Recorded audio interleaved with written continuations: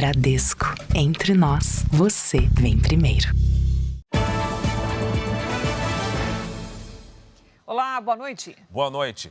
Uma análise do Serviço Geológico do Brasil identificou rachaduras e movimento de terra em Cruzeiro do Sul, uma das cidades mais atingidas pelas cheias no Rio Grande do Sul. Parte do município já havia sido mapeada como área de risco para inundação, mas a elevação do rio Taquari atingiu regiões que nunca tinham sido afetadas.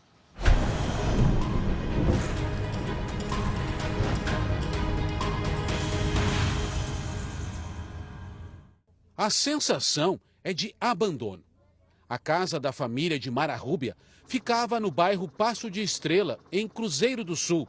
A cidade do Vale do Taquari foi devastada pela enchente. Essa é a terceira enchente que nós pegamos. A primeira foi até lá embaixo e a segunda veio até aqui embaixo, aqui na minha casa. E a terceira, a última agora, essa terceira mesmo, veio até aqui para levar tudo.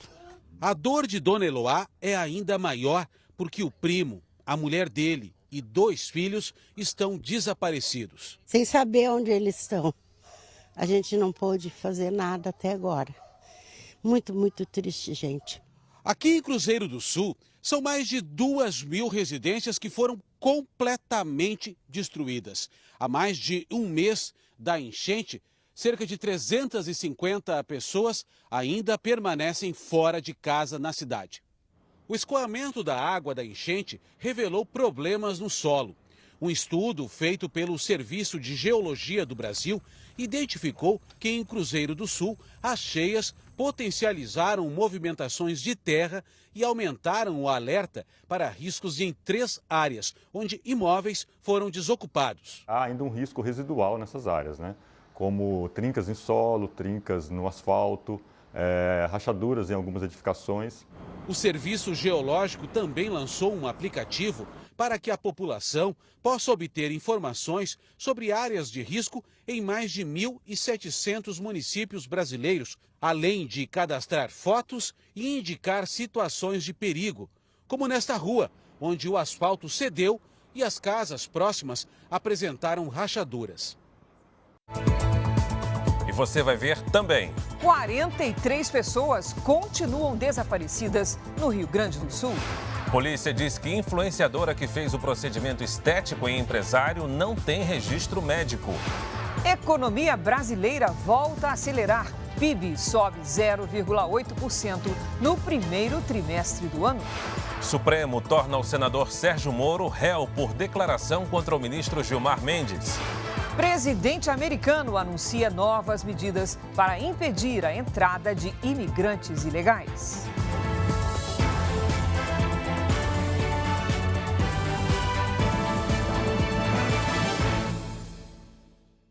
Oferecimento: Bradesco, eleito o melhor banco para investir.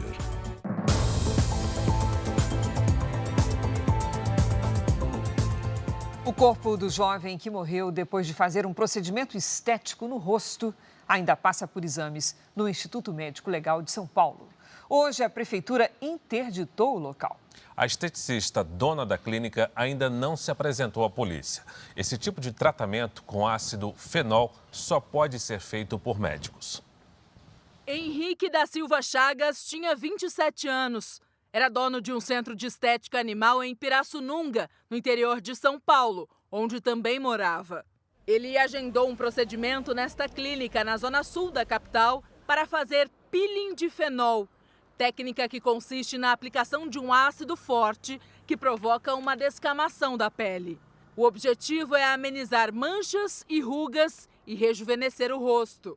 A morte de Henrique foi constatada ainda na sala depois do procedimento. A dona da clínica, então, deixou o local antes que a polícia chegasse. Ela vai ser investigada por homicídio.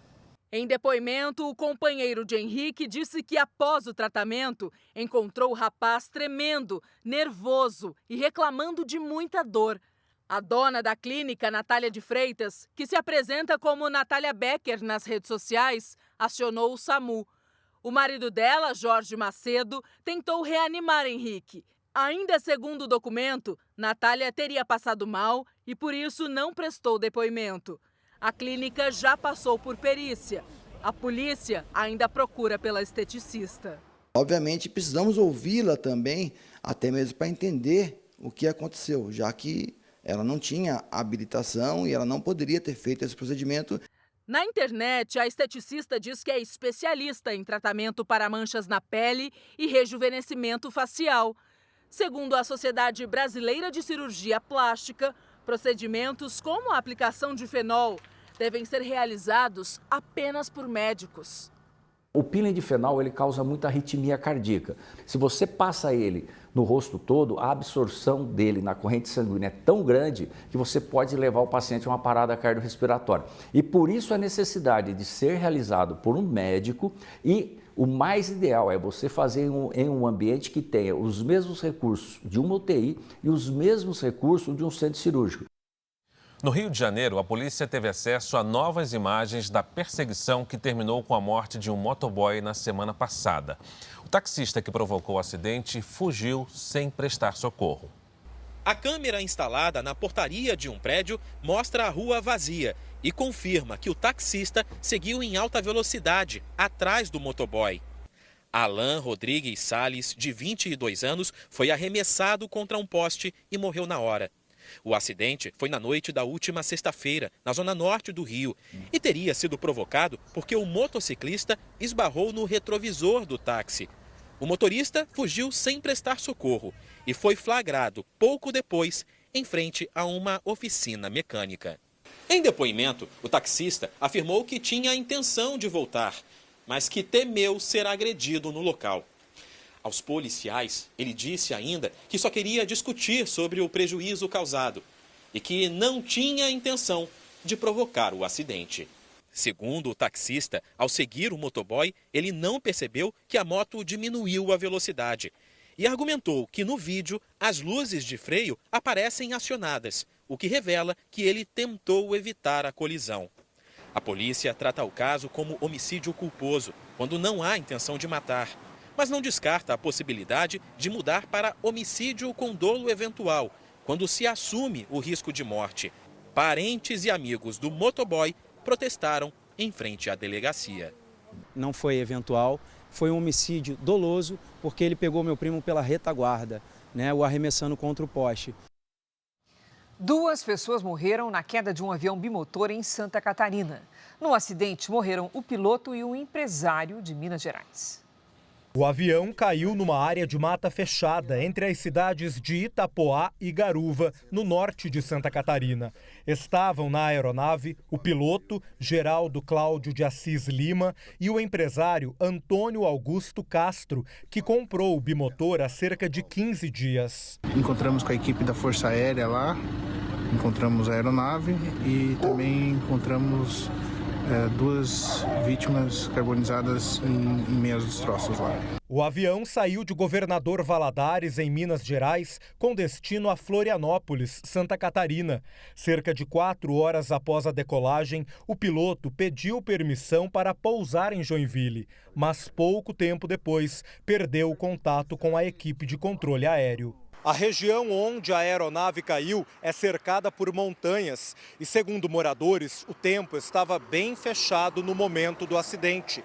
Técnicos do CENIPA, o Centro de Investigação e Prevenção de Acidentes Aeronáuticos, estiveram no local para realizar uma perícia e coletar materiais que possam ajudar a esclarecer o que provocou a queda. Seu Claudionir é morador da região e ouviu o momento em que a aeronave bateu contra o morro. Escutei o ronco do avião ali, passando, e já escutei o estouro. O bimotor, fabricado em 1982, estava em situação regular e tinha capacidade para transportar 5 pessoas, além do piloto. A mãe e o padrasto de Júlia Pimenta foram ouvidos hoje na delegacia que investiga a morte do empresário Luiz Marcelo Ormond, no Rio de Janeiro. Ele teria sido envenenado pela suspeita que era a namorada dele. A polícia revelou que o médico que receitou morfina também deve depor. A mãe e o padrasto de Júlia Pimenta chegaram para depor no início da noite. Eles estavam sendo aguardados desde as 3 da tarde. A psicóloga é suspeita de usar um remédio de uso controlado na massa de um brigadeirão para matar o empresário Luiz Marcelo Ormonde. Os investigadores identificaram também o médico que passou a receita usada por Júlia para comprar o medicamento. Ele deve prestar depoimento nos próximos dias. A polícia quer esclarecer o motivo para a indicação do uso de analgésico à base de morfina para a suspeita. Segundo a polícia, Luiz e Júlia começaram a morar juntos cerca de um mês antes do crime. Antes de ter a prisão decretada, ela prestou depoimento na condição de testemunha. A única coisa que eu sei é que ele queria comprar um apartamento. Mas se ele tinha dinheiro, eu não sei. Aos policiais, Júlia contou também detalhes da relação com o empresário. Afirmou que Luiz Marcelo a impedia de trabalhar e que por isso recebia uma mesada dele. Uma das hipóteses é de que o crime tenha acontecido porque Luiz Marcelo não queria formalizar a união com a namorada. Júlia relatou problemas com a documentação do processo.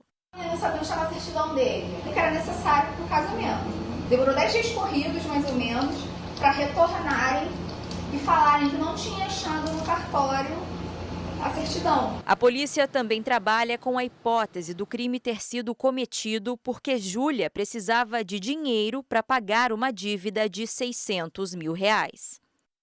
A advogada de Júlia Pimenta disse agora à noite que ela deve se apresentar nas próximas horas. –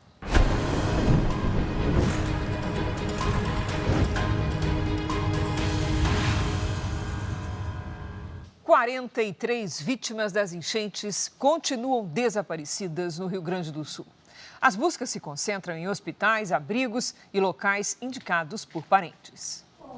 O painel com as informações dos desaparecidos fica na sala da Força Tarefa da Polícia Civil, responsável por investigar o paradeiro das pessoas que sumiram nas enchentes. Sou a inspetora de polícia da Delegacia dos Desaparecidos do Bem. As buscas agora são feitas principalmente em hospitais, abrigos e em lugares apontados pelos parentes. Acompanhamos a procura por uma jovem de 19 anos e, felizmente, o desfecho foi positivo. A pessoa foi localizada, no local em que realmente nós tínhamos os dados. Então, uma pessoa a menos na lista de desaparecidos.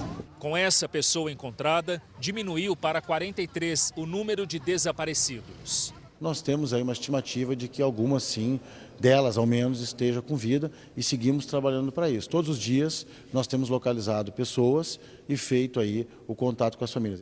Dos 423 desaparecidos no período mais crítico das enchentes, 232 foram localizados com vida, 148 morreram. Com a ajuda de cães farejadores, bombeiros ainda fazem buscas em áreas que permanecem alagadas. Só nessa área da Serra Gaúcha, os bombeiros localizaram 5 vítimas. Identificar os corpos tanto tempo depois depende de material genético dos parentes. Nós seguimos 3 linhas que correm ao mesmo tempo. É a identificação por impressão digital, a coleta do DNA e a comparação via o perfil genético e também a odontologia forense. Lá dentro, na área de necropsia, os profissionais aqui do Departamento Médico Legal de Porto Alegre vão começar agora uma perícia em um corpo que acabou de chegar. Ele foi encontrado em uma área alagada durante as enchentes em Canoas. Também está sem identificação ou qualquer informação de parentes. No total, 8 corpos estão no Departamento Médico Legal sem identificação e podem ser de desaparecidos. Mas é importante que os familiares nos procurem para que a gente possa fazer a correta identificação e poder, num momento difícil como esse, dar um mínimo de acalento para essas famílias e entregar o seu ente querido de forma correta. O litoral de São Paulo foi a região do Brasil que mais recebeu chuva nas últimas horas. Já está conosco a Lidiane Sayuri. Oi, Lid, boa noite. Quem está na praia tem que ficar esperto, né? Pois. Como é que vai ficar o tempo quarta-feira? Olha, ainda chove em todo o litoral do Sudeste, viu, Cris? Boa noite para você. Fara, muito boa noite a todos. Neste momento, as nuvens mais carregadas estão sobre o Rio Grande do Sul. Amanhã, a circulação de ventos úmidos forma temporais sobre a região norte e sobre o litoral do Nordeste. Em Salvador, Aracaju, Natal e João Pessoa, o dia será nublado e com chuva a qualquer hora. A quantidade de água pode causar alagamentos e transbordamentos de rios e córregos. Em Porto Alegre, chove fraco no fim do dia sem alertas. Já em Bagé, Pelotas e Chuí, a chuva é forte e vem acompanhada de ventanias de até 50 km por hora. As temperaturas não sobem e à tarde os termômetros ficam entre 17 e 22 graus. No litoral do Sudeste, além da previsão de chuva, tem alerta para mar agitado, com ondas de até 2,5 metros. Em Santos, Paraty, Cabo Frio e Guarapari, as temperaturas variam entre 21 e 26 graus. Na grande mancha clara aqui do mapa, quarta-feira ensolarada.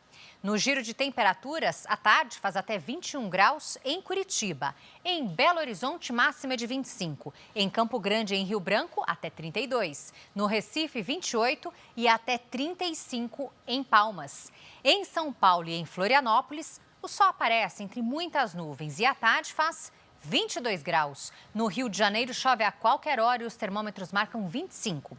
Em Goiânia, dia quente, com 31 graus e alerta de baixa umidade do ar.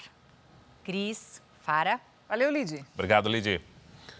Veja a seguir, Senado adia a votação do projeto que prevê taxar em 20% as compras internacionais de até $50. Economia brasileira supera as expectativas e cresce 0,8% no primeiro trimestre desse ano. Ataques do grupo terrorista Hezbollah provocam incêndios e destruição no norte de Israel.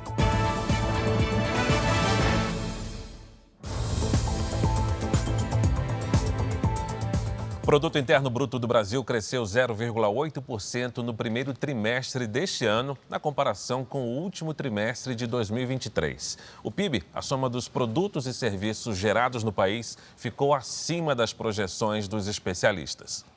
Carla aproveita bem o home office e hoje consegue conciliar 4 ocupações diferentes. Ela diz que a renda cresceu 150% e com isso vai poder investir numa sonhada especialização para o filho recém-formado.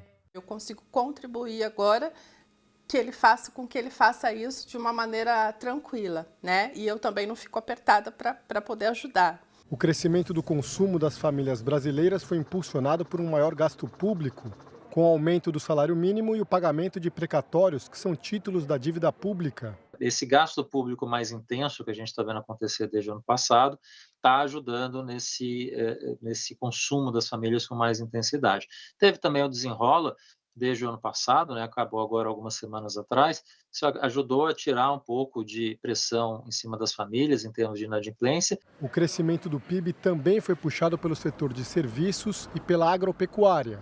O resultado ficou acima do que era esperado para o período. Sinal concreto de que a agenda vem se desenvolvendo num bom ritmo, em especial a indústria da transformação e a alta do investimento no Brasil, 4,1% nesse primeiro trimestre, o que mostra um movimento estrutural de formação bruta de capital fixo, que aponta aqui para uma sustentabilidade de um crescimento que a gente vai ter nos próximos meses e nos próximos anos.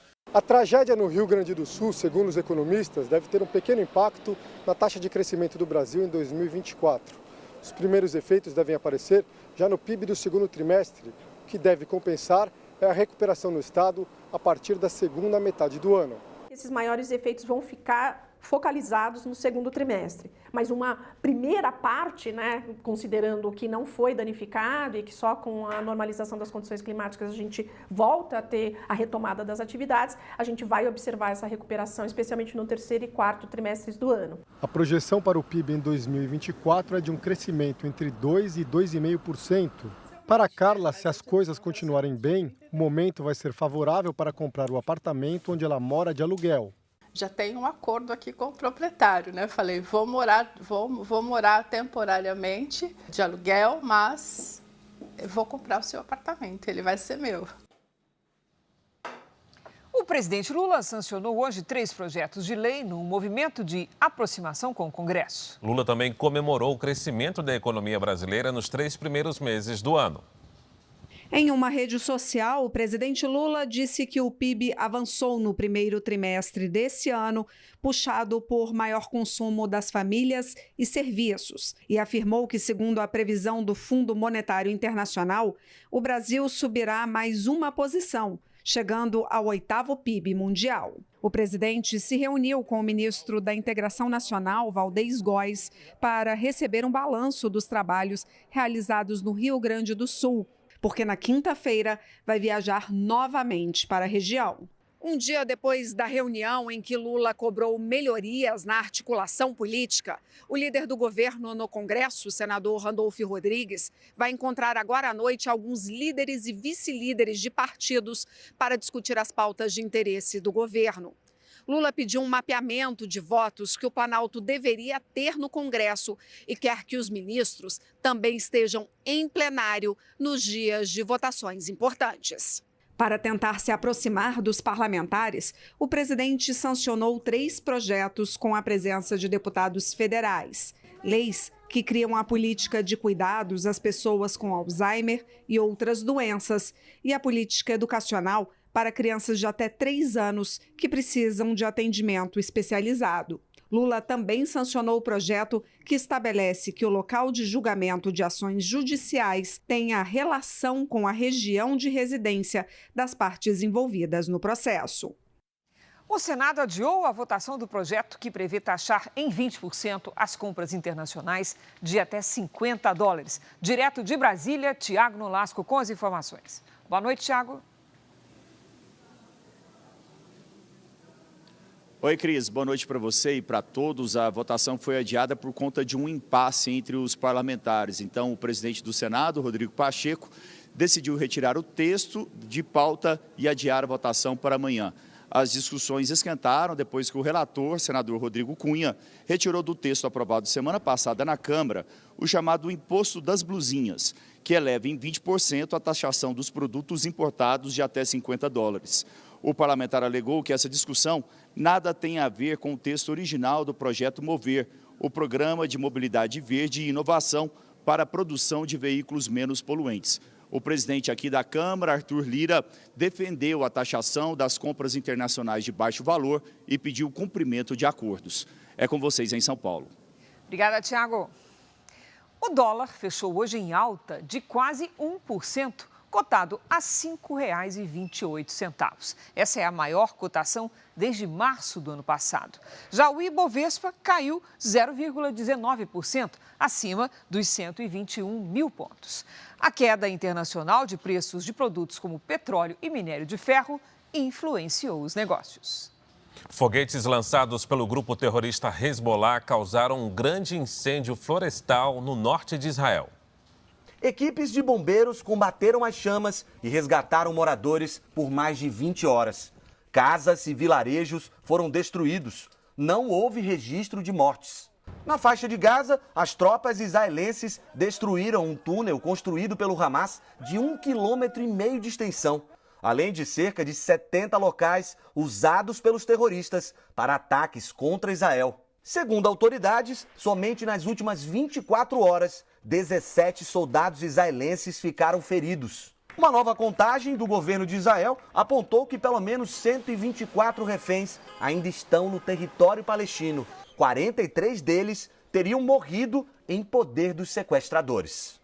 Autoridades do Catar, que atuam como mediadores do conflito, anunciaram hoje que entregaram uma proposta israelense de cessar fogo para integrantes do grupo terrorista Hamas. O conteúdo dessa proposta foi antecipado pelo presidente Joe Biden na semana passada e inclui uma trégua no conflito em Gaza e a libertação de todos os reféns. O Jornal da Record faz uma pausa para o intervalo e pronunciamento da ministra do Meio Ambiente, Marina Silva. Na volta, você vai ver, enchentes atingiram mais de 3 mil estabelecimentos de saúde no Rio Grande do Sul. E também, latrocínios crescem no Brasil. 293 pessoas foram mortas em assaltos nos 4 primeiros meses do ano. Polícia prende quadrilha de sequestradores na região metropolitana de São Paulo. Estados Unidos anunciam deportação para quem cruzar a fronteira ilegalmente e a suspensão de pedidos de asilo. O Jornal da Record está de volta. Quase 300 pessoas morreram durante assaltos nos 4 primeiros meses deste ano. O tipo de crime conhecido como latrocínio. E de acordo com especialistas, a baixa taxa de solução dos assassinatos é um estímulo para os criminosos. As marcas no corpo são de uma noite que jamais vai ser esquecida. O motoboy levou 3 tiros durante um assalto. Por pouco não entrou para a estatística de latrocínio. Não fiz nada, simplesmente eu fui reduzir a velocidade e conforme eu vinha, eu acho que ele pensou que eu ia fugir. E me atirou, aí eu caí e levou a moto embora. Dados da Secretaria da Segurança Pública de São Paulo mostram que os latrocínios, que são os roubos seguidos de morte, cresceram 17% nos 4 primeiros meses deste ano, se comparado com o mesmo período do ano passado. Na maioria das vezes, as vítimas tentaram reagir, principalmente nos casos que envolveram policiais. Segundo o Ministério da Justiça, em todo o Brasil, 293 pessoas foram mortas em assaltos entre janeiro e abril. Um estudo do Instituto Sou da Paz apontou que a taxa de resolução de crimes violentos no Brasil é baixa. No Rio Grande do Norte, apenas 9% dos homicídios foram esclarecidos. Na Bahia, 15%. No Rio de Janeiro, 23%. A sensação de impunidade, segundo este especialista, estimula o crime. Tem que olhar todo o processo de produção de investigação, provas, levar à justiça e condenar a penas de prisões longas. É esse o caminho para a gente gerar a sensação na ponta para o infrator individualmente que ele não sairá impune e que pagará um preço alto. A Secretaria da Segurança Pública de São Paulo disse que os casos de latrocínio caíram em abril e que este ano já prendeu mais de 66 mil suspeitos. Eu saio de casa pedindo a Deus que eu consiga voltar, porque muitos com essa onda de assalto saem de casa, não sabem nem se volta. Uma operação da Polícia Civil de São Paulo prendeu 4 suspeitos de praticar sequestros e roubos na região metropolitana da cidade. 3 pessoas devem ser indiciadas por emprestar a conta bancária aos criminosos. A ação começou de madrugada. Os criminosos foram pegos de surpresa quando ainda dormiam. Levanta a mão! Levanta a mão! A base da quadrilha ficava em Itaquaquecetuba, a 40 quilômetros da capital. Os criminosos agiam em municípios vizinhos, como Mogi das Cruzes e Santa Isabel. Eles iam forçando as vítimas a fornecer as senhas dos aplicativos, pegavam os cartões das vítimas, as senhas, e aí eles faziam as transferências por meio de aplicativos bancários e também pegavam os cartões das vítimas e faziam saques e compras. As investigações começaram em fevereiro, quando um casal foi sequestrado aqui em Mogi das Cruzes e levado para o cativeiro em Itaquaquecetuba. As vítimas passaram quase 24 horas em poder dos criminosos. O cativeiro foi descoberto hoje. Um quarto e um banheiro improvisados nos fundos de uma garagem. Não havia ninguém no local quando a polícia chegou. 4 suspeitos foram presos. Todos têm antecedentes criminais por roubo e tráfico de drogas. Esta moto, furtada no centro de São Paulo, foi apreendida num dos endereços. 3 pessoas, apontadas por emprestar as contas bancárias para a quadrilha, também foram levadas para a delegacia. A polícia pretende indiciá-las por lavagem de dinheiro e formação de quadrilha. Sem eles, o dinheiro não circula e não volta para eles. Então, a gente entende que precisa ter uma responsabilidade muito forte em cima dos conteiros. Então, por isso, eles vão responder por lavagem de dinheiro. No ano passado, foram registrados mais de 17 mil roubos de carga no país. Hoje, 6 suspeitos foram presos em São Paulo e Goiás. Todos são caminhoneiros que, segundo a polícia, foram atraídos por criminosos e passaram a atuar no desvio de cargas. A investigação começou depois que um dos caminhoneiros registrou um boletim de ocorrência dizendo que teve a carga roubada por homens encapuzados. Segundo a polícia, era uma falsa comunicação de crime. A investigação descobriu que ao menos 10 caminhoneiros deram queixa de falsos roubos de carga, sempre dirigindo a mesma carreta. Segundo a polícia, eles foram aliciados por uma quadrilha que oferecia em média R$12 mil para ficar com a mercadoria que era transportada. 2 homens foram presos no interior de São Paulo, outros 4 suspeitos em Goiás e 4 estão foragidos. Foram cumpridos ainda 6 mandados de busca e apreensão. Nós notamos que essa placa desse conjunto veicular, tanto do caminhão quanto da carreta, ela aparecia em outros registros semelhantes, não só aqui no estado de Goiás, mas em outros estados também. No ano passado, em todo o Brasil, foram registrados mais de 17 mil roubos de carga, um aumento de quase 5% em relação ao ano anterior. A Procuradoria-Geral da República recorreu da decisão do ministro do Supremo Tribunal Federal, Dias Toffoli, que anulou todas as decisões da Justiça Federal de Curitiba contra o empresário Marcelo Odebrecht, nos processos da Operação Lava Jato. Para a PGR, a prática de crimes foi efetivamente confessada e detalhada com a entrega de provas. Agora, o ministro Dias Toffoli pode avaliar o pedido individualmente ou levar o caso para a segunda turma do STF. E a primeira turma do Supremo Tribunal Federal tornou réu o senador Sérgio Moro por suposta calúnia contra o ministro Gilmar Mendes. Em abril do ano passado, Moro foi gravado insinuando a compra de um habeas corpus de Gilmar Mendes do STF. A denúncia foi apresentada pela Procuradoria-Geral da República. Pelas redes sociais, Sérgio Moro afirmou que o vídeo foi gravado e editado por terceiros sem conhecimento dele. O senador disse ainda que no decorrer do processo vai ficar clara a improcedência da denúncia. Veja a seguir: Enel leva multa milionária por demorar para restabelecer energia elétrica em São Paulo. Polícia do Rio de Janeiro faz operação contra traficantes que sequestraram e extorquiram dinheiro de motoristas de aplicativo.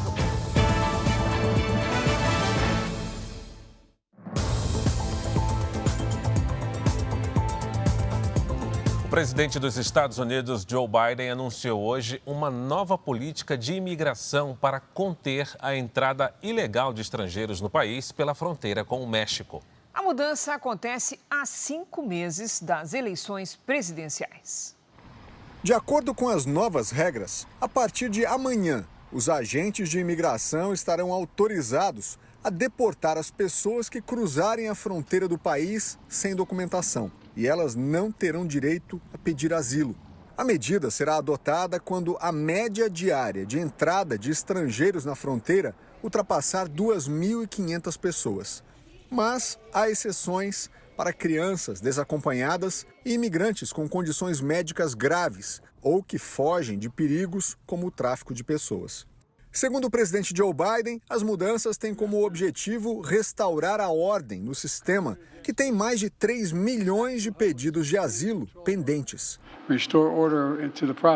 A nova política migratória tenta rebater as críticas que Joe Biden recebeu após recordes de entradas de imigrantes ilegais aqui nos Estados Unidos. E essa crise é apontada pelos eleitores como um dos principais problemas enfrentados pelo atual governo. O anúncio das novas regras acontece há 5 meses das eleições presidenciais.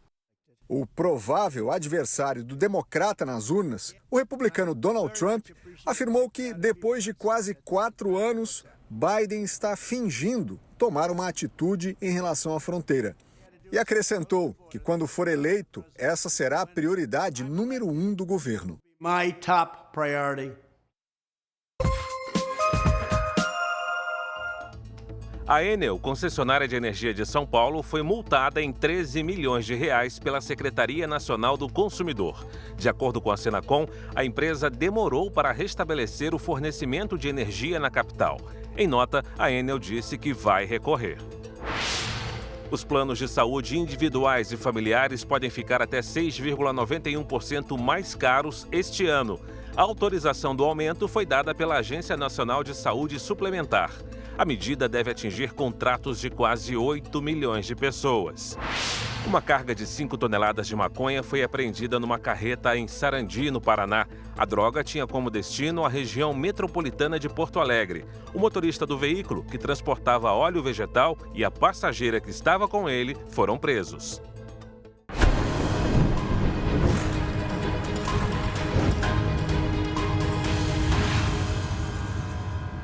A rodoviária de Porto Alegre deve ser reaberta na sexta-feira, depois de um mês fechada por causa da enchente. O repórter Rogério Guimarães tem os detalhes. Rogério, muito boa noite. Oi, Fara, boa noite para você, boa noite para a Cris. A informação foi confirmada hoje pelo governador do Rio Grande do Sul, Eduardo Leite. A primeira viagem terá como destino Capão da Canoa, no litoral norte do estado. O ônibus sairá daqui às 7 horas da manhã. A rodoviária foi fechada no dia 4 de maio. O local fica muito próximo do Guaíba e foi completamente alagado com as inundações. Para não haver uma interrupção total das viagens, foi montada uma estrutura provisória em um terminal de ônibus urbanos na zona leste da cidade. A reabertura da rodoviária aqui de Porto Alegre é mais uma medida na retomada da rotina dos gaúchos depois das enchentes. Fara, Cris. Obrigado, Rogério. Mais de 3 mil estabelecimentos de saúde foram afetados pelas cheias no Rio Grande do Sul. O governo do estado prometeu mais 30 milhões de reais para ajudar na recuperação do setor. Recuperar a casa que foi alagada em Porto Alegre não é a única preocupação da Yasmin. Grávida de 36 semanas, ela não fez a consulta do pré-natal de maio, porque o posto de saúde fechou. Eu esperava estar bem tranquila, tá de boas, só organizando tudo, só esperando a chegada da minha princesa.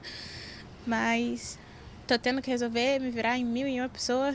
Segundo o estudo da Fundação Oswaldo Cruz, as enchentes atingiram em todo o estado mais de 3 mil estabelecimentos de saúde. Só em Porto Alegre, 14 unidades de pronto atendimento foram desativadas por causa das inundações. Aqui em frente ao Muro da Mauá e ao Cais do Porto, do outro lado da avenida, funciona neste prédio uma unidade básica de saúde. Aqui são atendidos normalmente 30 mil pacientes por mês. Não há previsão para os serviços voltarem a funcionar. Mas o primeiro passo é esse trabalho que está sendo feito pelos homens do Exército, de limpeza e de retirada de todo o entulho que está lá dentro do prédio. São 40 homens envolvidos na operação, que começou depois que a água baixou. O cenário aí era de um caos, então tinha lixo por tudo que é lado, né? Tendo em vista aí a altura da água de mais ou menos 1,5 m, até mais. Essa aqui é a recepção da unidade básica de saúde. Os pacientes normalmente entram por aqui, onde eu estou, para receber os remédios que são distribuídos de graça pelo Sistema Único de Saúde. E aqui do outro lado ficam os funcionários que trabalham nesses balcões. E olha só a condição aqui em que ficaram essas mesas, né? Já foi feita uma primeira limpeza, mas vai ser preciso repetir o trabalho, limpar outras vezes para conseguir deixar aqui em condições de utilizar novamente esse espaço. Hoje, o governo do estado anunciou um plano para a recuperação na saúde pública. Devem ser liberados mais de 30 milhões de reais para a compra de equipamentos e para restabelecer o atendimento à população. Ainda há muito a fazer, uma missão que o soldado Henrique cumpre com determinação. Aumenta a nossa vontade de querer fazer o trabalho, tanto porque eu tive alguns familiares que foram atingidos, então eu sei o quanto é difícil, eu sei o quanto saber que tem alguém ali que está disposto a ajudar, seja por qualquer motivo, gera um ânimo a mais na pessoa. A Polícia do Rio de Janeiro realizou hoje uma operação contra traficantes que passaram a sequestrar e cobrar tarifas de motoristas por aplicativo. Na hora você só pensa na sua família, né? A gente fica até com a voz embargada porque a gente nunca acredita que vai passar por isso até que você está na mira de uma arma. São pelo menos 20 motoristas de aplicativo com relatos como esse. O grupo afirma que traficantes do Morro do Dendê, comunidade na zona norte do Rio de Janeiro, estariam se passando por passageiros. Eles atraem as vítimas com pedidos de falsas corridas. O roteiro costuma ser o mesmo. O usuário que pede a corrida é sempre uma mulher e o ponto de partida fica a algumas quadras da avenida principal. Ao chegar ao local, os motoristas são rendidos por homens armados em motos e obrigados a seguir para dentro da comunidade. De lá, só são liberados depois de fazerem transferências bancárias. O valor varia conforme o rendimento da vítima. Geralmente é entre 100 até 300, 400, 500 reais, dependendo. Se você é da categoria mais alta, eles pedem até 600, 700 reais, ou o que você fez na semana. 2 inquéritos foram encaminhados ao Ministério Público com 7 suspeitos identificados. Os criminosos fotografaram esses motoristas, preencheram um cadastro, os dados pessoais desses motoristas e começaram a exigir o pagamento semanal de R$100 a R$150, dependendo do modelo do carro, sob pena, inclusive, de morte. A polícia fez hoje uma operação em que 7 toneladas de barricadas foram destruídas e 5 veículos roubados recuperados. 2 suspeitos de participação no esquema acabaram presos e armas foram apreendidas. Eu tenho que procurar outra fonte de renda e abandonar isso por amor à minha vida e à minha família.